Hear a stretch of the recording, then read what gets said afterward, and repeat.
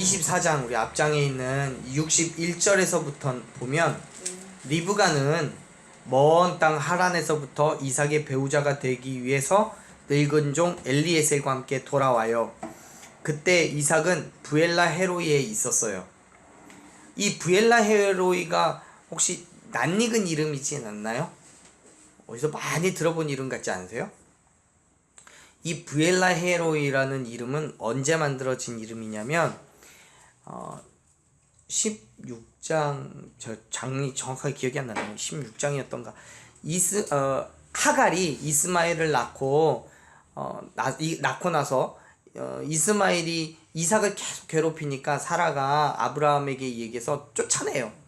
그때 하갈이 이스마엘 데리고 광야길로 나갔을 때 목이 말라서 죽게 생겼거든요. 그래서 하나님 앞에 울부짖을 때 하나님께서 그의 눈을 열어서 우물을 보게 하셔요.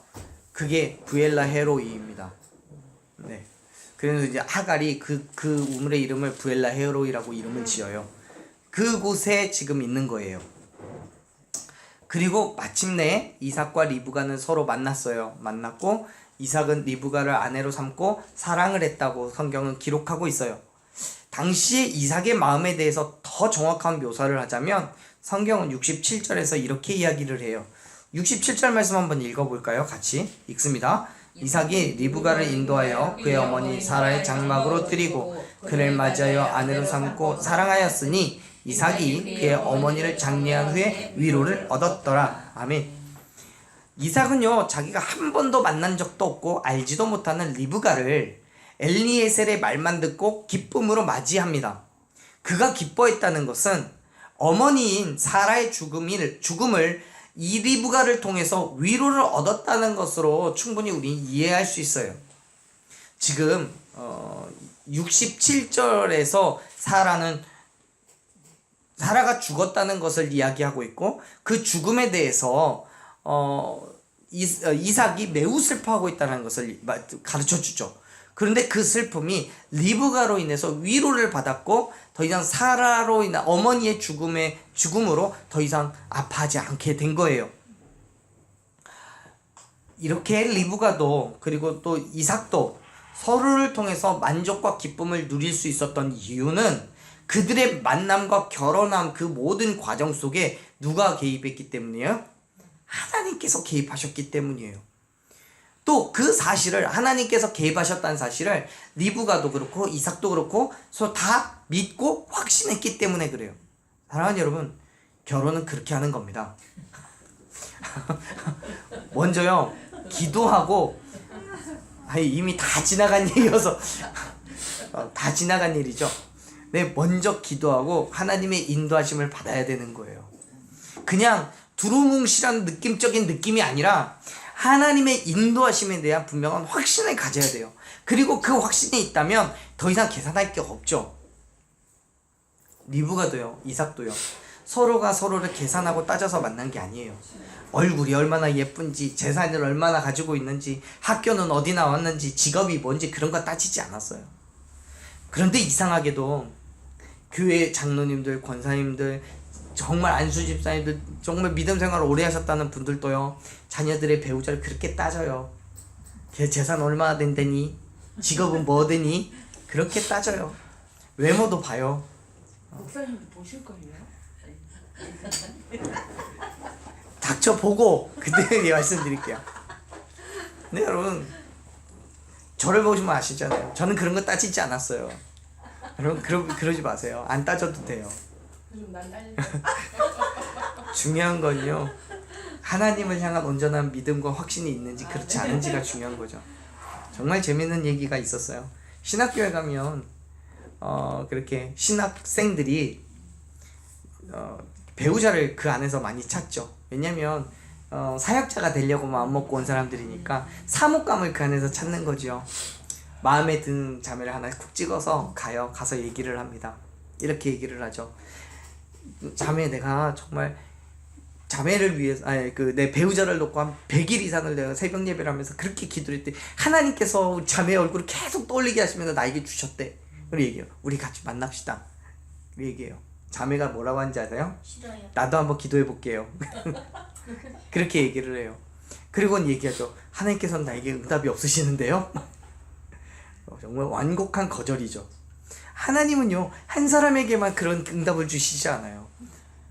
하나님께서는요 한 사람에게만 역사하시지 않아요. 만일 이 말씀 가운데서 하나님이 이삭에게만 역사를 하셨다면 리브가는 이곳에 오지 않았을지도 몰라요. 반대로요, 하나님께서 리브가에게만 역사하셨다면 이삭은 리브가를 통해서 기쁨을 얻지 위로를 얻지 못했을 거예요.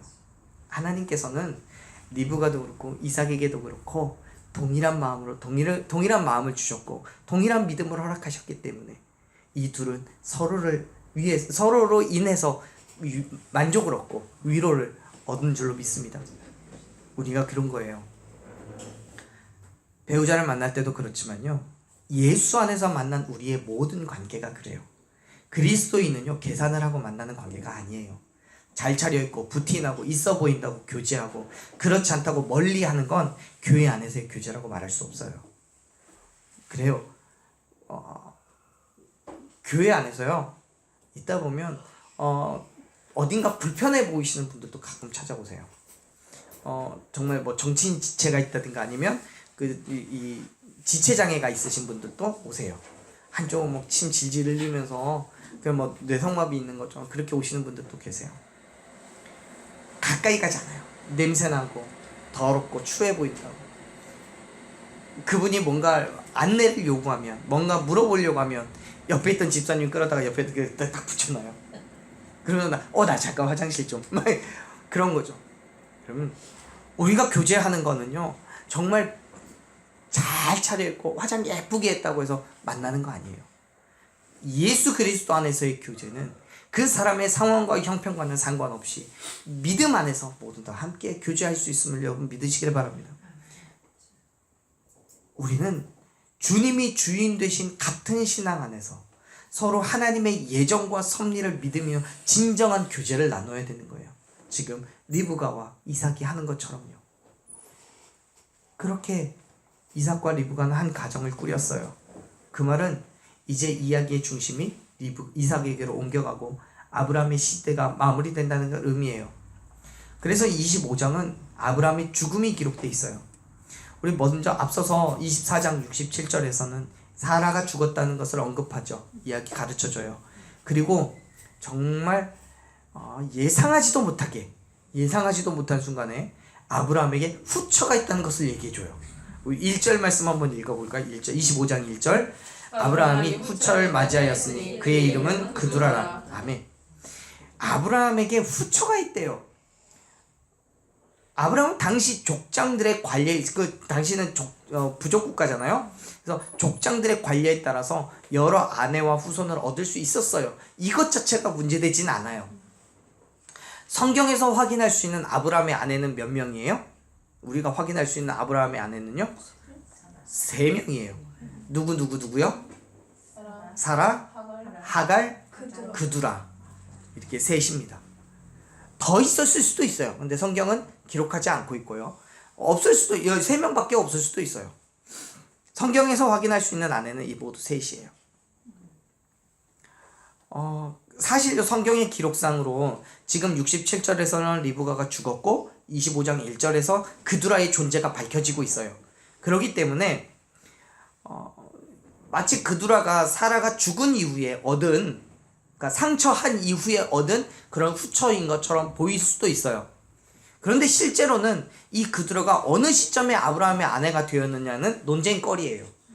중간 아직 사라가 죽지 않았을 때 그두라를 후처로 얻었을 수도 있어요. 왜냐하면 사라가 죽은 후에 아내가 되었다면 1절에서 기록에서는 이 그두라를 뭐라고 불러요? 후처라고 부르잖아요. 그런데 사라가 죽기 이전에 아내가 되었다면 후처가 아니라 첩인 거죠. 첩이에요. 실제로 6절 말씀을 보면 그두라의 자녀들을 서자라고 말하고 있고요. 역대상 1장 32절을 보면은 그두라를 아브라함의 첩이라고 소개해요. 그렇기 때문에 이 그두라가 정말 후처인지 첩인지, 그러니까 사라가 죽기 전에 얻었는지 죽은 후에 얻었는지는 논쟁거리예요. 그런데 여러분, 여기에서 우리는 그두라가 첩이냐 아니면 후처냐를 얘기하는 거는 정말 큰 의미가 없어요. 그냥 아무런 의미가 없어요. 왜냐하면 지금 우리에게 중요한 거는 뭐냐면 하나님께서 누구를 통해 역사하시냐는 역사의 줄기를 봐야 되기 때문에 그래요. 그러한 측면에서 성경은 분명하게 이스마엘이나 그두라가 아니라 사라와 이삭을 통해서 역사하시는 하나님을 우리에게 가르쳐주고 있는 거예요. 그 증거가 되는 게 뭐냐면 성경이 그두라를 첩 혹은 후처라고 소개하고 있는 거예요. 즉 하나님께서 당신이 선택하시고 역사하시는 민족으로서 본처와 그의 자녀를 세워가고 계심을 보여주고 있는 거죠. 본처인 사라와 그의 약속된 자녀인 누구요? 이삭이요.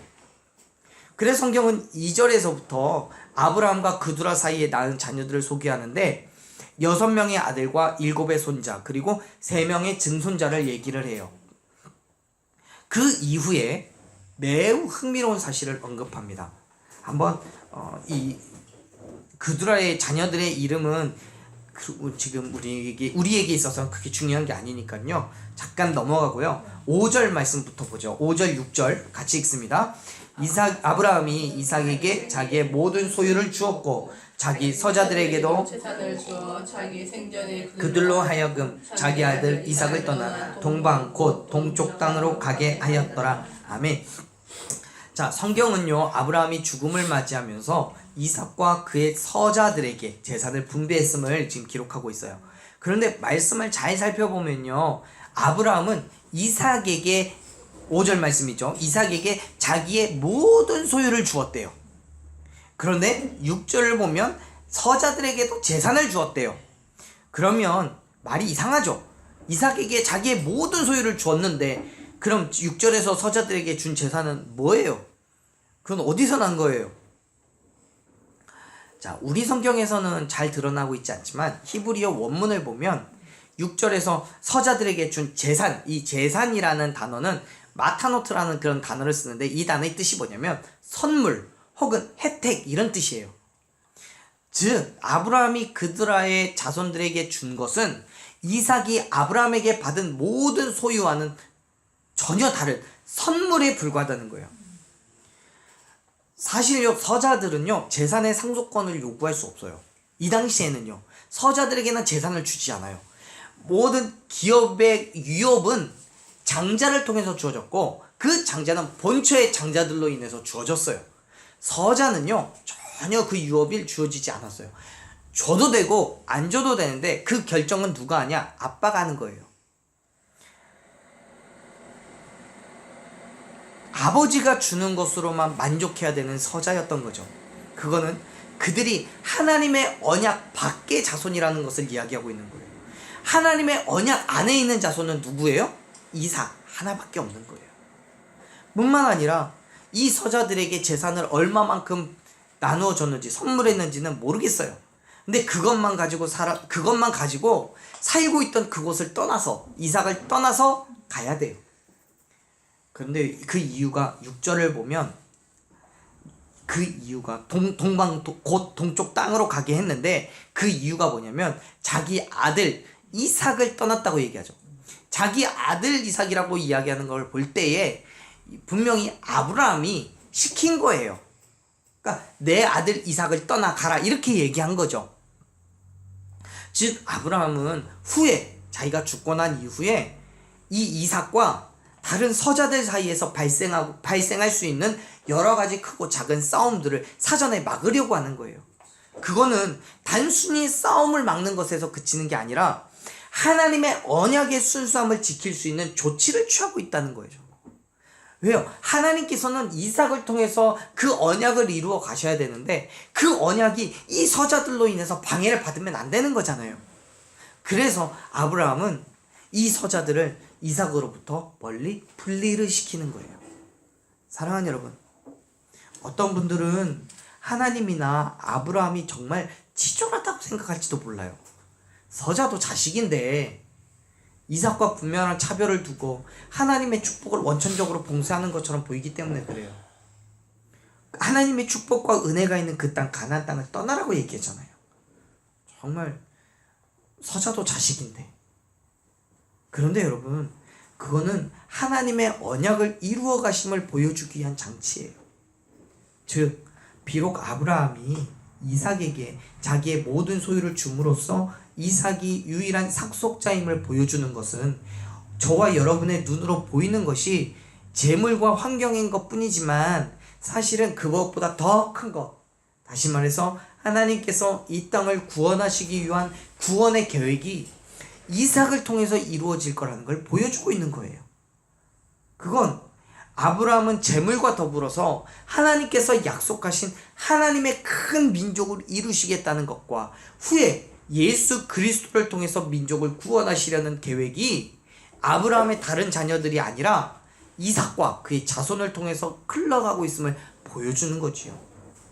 물론 그렇다고 해서 다른 자손들, 즉 지금 보여지는 그두라의 자손들이나 12절에서부터 기록되어 있는 이스마엘의 자손들은 그러면 이 구원도 없고 축복도 못 받느냐? 라고 물으신다면 절대로 그렇지 않아요. 그들에게도 하나님의 인도하심은 분명히 있고요. 그들의 자손들 또한 구원을 분명히 받을 수 있습니다. 문제는 그들이 하나님의 역사하심을 믿고 말씀에 순종하는가 그렇지 않은가가 문제인 거죠. 여러분, 오늘날 저와 여러분도 보세요. 따지고 보면 우리도 이삭의 후손이라고 말할 수 없어요. 혈통으로는요. 그렇잖아요. 우리의 조상이 이삭은 아닐 거예요. 아닐 거예요. 그런데 그럼에도 불구하고 하나님은 우리도 구원해 주셨잖아요. 그렇기 때문에 지금 이 기록은요, 차별과 불합리함으로 바라보는 것이 아니라 예수 그리스도의 탄생에까지 초점이 맞추어져야 되는 거죠. 그래서 성경은 또 다른 두 사람의 출생이 있을 것을 예고하고 있는 거예요. 아브라함과 이스마엘을 기록하고 나서요. 죽음을 기록하고 나서요. 자, 우리 말씀을 좀 더 읽어볼까요? 7절 8절 말씀 읽습니다. 아브라함의 향년이 175세라. 그의 나이가 높고 늙어서 기운이 다 여추고 자기 열조에게로 돌아가매. 아멘. 아브라함이 이제 진짜 죽었어요. 175세예요. 오상이죠. 175세에 죽었어요. 아브라함의 아들인 이삭과 이스마엘은 아브라함을 어디에다 묻냐면 그의 어머니인 사라가 묻혀있는 막벨라 굴에다가 함께 장사를 지내요. 사실 이삭과 이스마엘은 그렇게 친밀한 관계가 아니에요. 그렇다고 뭐 큰 원수 관계까지는 아니지만 그렇다고 서로 이렇게 친밀하고 챙겨주고 배려하고 그러는 사이는 아니에요. 왜냐하면 맺힌 게 있잖아요. 하지만 지금 아브라함의 죽음으로 인해서 이삭과 이스마엘은 잠깐의 화평을 누리고 있는 거예요. 서로 간의 힘을 합해서 아브라함을 장사 지내요. 네, 그 이후에 하나님께서는 이삭에게 말씀을 주시는데요. 복을 주시죠. 11절 말씀 한번 볼까요? 11절. 아브라함이 죽은 후에 하나님이 그의 아들 이삭에게 복을 주셨고 이삭은 부엘라 헤로이 근처에 거주하였더라. 아멘. 아브라함이 죽자 이제는 하나님께서 이삭에게 직접 말씀하시는 거예요. 직접 복을 주시는 거고요. 하나님께서 이삭에게 복을 주시는 그 시점은 아브라함이 죽은 이후예요. 이건요, 하나님께서 아브라함에게 부어주신 축복이 이삭에게로 전가되었다는 사실을 의미하는 거예요. 그 이전에 아브라함이 살았을 때 아브라함은 하나님의 축복은 이삭에게로 바로 가는 게 아니라 아브라함을 통해서 갔어요. 이스마엘도 마찬가지예요. 아브라함을 통해서 받았어요. 그런데 아브라함이 죽은 이 시점에서는 하나님의 축복이 이삭에게로 전가돼요. 그 말은 무슨 뜻이에요? 이삭에게만 복을 주신다는 거죠. 이스마엘이나 그두라의 자손들에게는 복 주시지 않는다는 거예요. 하나님의 축복이 끊어졌다는 거예요. 그래요. 하나님의 은혜와 축복은 하나님의 언약의 백성이 되어야 받을 수 있음을 믿으시길 바랍니다. 그 말은요, 저와 여러분 또한 하나님의 언약 가운데 있어야 복을 받을 수 있다는 거예요. 사랑하는 여러분, 하나님의 언약 안에 거하시기를 축원합니다. 그것이 하나님의 축복을 누릴 수 있는 비결이에요. 오늘날 하나님의 언약 안에 거하는 것은 이삭의 핏줄이냐 그렇지 않느냐가 아니에요. 하나님을 믿고 의지하느냐 그렇지 않느냐예요. 하나님의 말씀에 순종하면서 온전한 그리스도인으로서 살아가느냐 그렇지 않느냐예요. 예수 그리스도의 죽으심과 부활하심을 믿고 그 이름으로 말미암아 내가 구원을 얻었느냐, 하나님의 자녀가 되는 권세를 받았느냐 그렇지 않느냐인 거죠. 사랑하는 여러분, 저와 여러분이 온전한 그리스도인으로서 살아가기를 소망할 때 하나님께서는 저와 여러분을 당신의 자녀로 삼으시고 아브라함에게도 그리고 이삭에게도 주셨던 그 축복을 저와 여러분에게도 주실 줄로 믿으시길 바랍니다. 아브라함을 통해서 이삭이 축복을 받았고 이삭을 통해서 야곱이 축복을 받고 그렇게 축복이 계속해서 전가되어 내려오다가 예수 그리스도로 인해서 온 인류에게 축복의 은혜가 주어진 것처럼 저와 여러분 또한 예수 그리스도를 믿을 때 저와 여러분은 반드시 하나님의 축복을 누릴 수 있을 줄로 믿습니다. 하나님께서는 이삭을 통해서 이루실 것들을 확실히 하기 위해서 12절에서부터 이스마엘의 족보를 제시하신 이후에 이스마엘 또한 여기에서 죽습니다. 한번 볼까요? 17절 말씀 같이 읽습니다. 이스마엘은 향년이 137세에 기운이 다하여 죽어 자기 백성에게로 돌아갔고, 자, 이스마엘도 죽었어요. 그런데요, 흥미로운 사실은요, 분명히 이스마엘은 이삭과 함께 가나안 땅에서 지내지 않았어요. 이삭에게서 떨어져서 이방 땅에서 살았어요. 그리고 하나님의 축복은 이스마엘이 아니라 이삭을 통해서 흘렀어요. 그렇다면 말씀드린 것처럼 이스마엘은 이제 더 이상 아브라함이 죽었기 때문에 더 이상 하나님의 축복을 누리지 못해요. 그런데요, 12절 이후에서 보이는 이스마엘의 족보는 이삭을 통해서 보여질 것과 유사한 형태를 가져요. 그게 바로 뭐냐면 12민족이라는 거죠. 16절 말씀에 그렇게 들어있어요. 16절 읽어볼까요? 이들은 이스라엘의 아들들이요 그 총과 부락대로 된 이름이며 그 족속대로는 12지도자들이 있었더라. 아멘.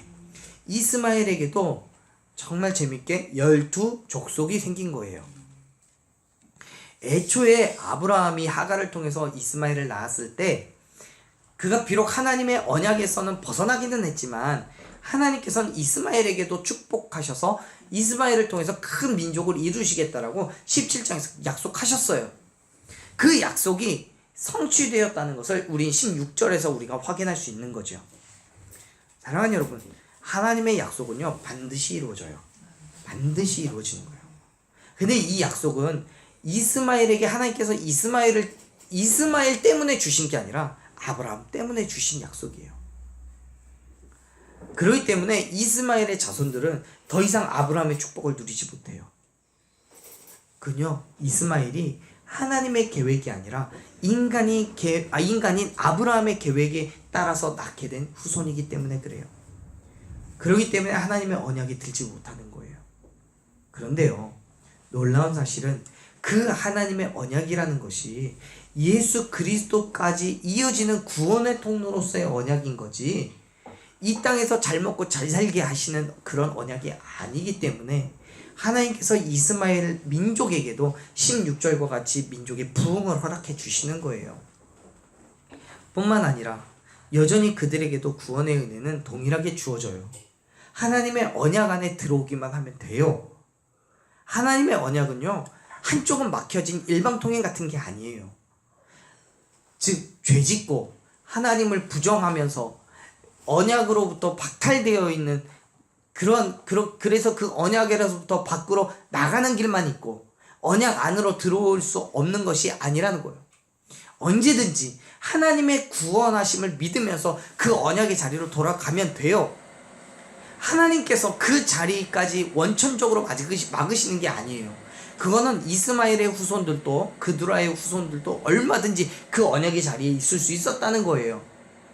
그 사실을 아브라함은 이삭만이 가질 수 있는 유업을 나누어 줌으로써 보여준 거예요. 선물했잖아요. 그런데 그 조건이요, 분명히 이삭을 통해서 이루실 하나님의 계획을 방해하지 않는 거예요. 하나님의 계획을 방해하지 않아야 돼요. 아브라함은 혹시라도 있을 그 방해를 위해서 그들의 자손들을 이방 이삭에게서 떠나게 한 거예요. 여전히 우리에게도요, 하나님께서는 동일한 마음을 요구하심을 믿으시길 바랍니다. 우리가 하나님의 구원의 계획 가운데 있기 위해서 필요한 것은 아브라함으로부터 예수 그리스도로 흐르는 그 언약 안에 있어야 된다는 거죠. 그러기 위해서 우리는 예수 그리스도의 주되심을 확신하고 믿어야 되는 거죠. 내 삶의 주인으로 예수 그리스도를 주인으로 삼고 그 자리, 내가 아니라 내 삶의 주인 된 자리에 내가 아니라 예수 그리스도께서 계셔야 함을 믿으시길 바랍니다. 왜요? 나를 통해서 하나님께서 이 땅에 가지고 계신 그 구원의 계획, 그 언약이 이루어지기 위해서요. 내가 그걸 방해하면 안 되는 거예요. 아브라함이 그드라의 자손들 이스마엘을 이삭으로부터 멀리 떨어지도록 만든 것이 이삭을 통해서 흐르는 하나님의 그 계획이, 하나님의 언약이 끊어지지 않게 하기 위해서이듯이 저와 여러분 또한 하나님의 구원의 계획, 하나님의 이루실 그 일들을 우리가 방해하고 있다면 반드시 우리도 하나님으로부터 떨어져 나가게 되는 거예요. 그 언약으로부터 멀어지게 되는 거예요.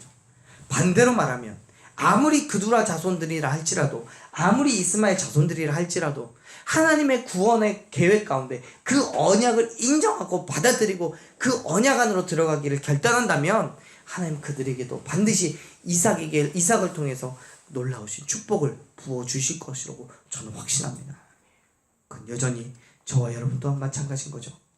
하나님의 그 언약을 믿으며 우리를 통해서 이루실 것들을 기대하며 하나님의 언약의 자리로 들어가기를 결단한다면 하나님 반드시 저와 여러분을 통해서 크고 놀라운 일들을 이루실 뿐만 아니라 우리를 하나님의 구원의 자손으로 그 하나님의 백성으로 삼아 주실 줄로 믿으시길 바랍니다. 성경은 25장에서부터 아브라함과 이스마엘의 죽음을 언급합니다. 그리고 그 뒤에 19절에서부터 이삭의 족보를 기록해요. 이제 본격적으로 이루어 가시는 언약의 성취를 보여주는 거죠. 사랑하는 여러분, 하나님의 구원의 계획은 멈춤이 없이 계속됨을 믿으시길 바랍니다. 비록 이방인들이라 할지라도 예수 그리스도를 주님으로 인정하고 온전한 믿음으로 나아갈 때 이삭에게 주셨던 하나님의 구원을 경험할 수 있음을 믿으시길 바랍니다. 갈라디아서 3장 29절에서 그렇게 말씀해요. 바울이요, 그리스도의 것이면 곧 아브라함의 자손이 되고 약속대로 유업을 이을 자라고 말씀하세요. 그 사람이 이방인이라 할지라도요, 저와 여러분이 비록 혈통으로는 이방인일지 모르겠지만 예수 그리스도의 죽으심과 부활하심을 믿고 주님을 나의 주인으로 인정한다면 하나님께서는 저와 여러분에게도 구원의 은혜를 베풀어 주실 줄로 믿으시길 바랍니다. 오늘 우리가 그러한 믿음으로 우리에게 허락된 또 하루하루의 삶을 믿음으로 살아가기를 간절히 소망합니다. 하나님의 언약의 자리에서 결코 멀어지지 마십시오. 하나님의 언약을 믿으십시오. 우리를 통해서 이루실 것들을 기대하십시오. 그 구원의 계획 가운데 저와 여러분이 있기를 간절히 소망합니다. 우리 함께 그런 믿음으로 기도하셨으면 좋겠어요.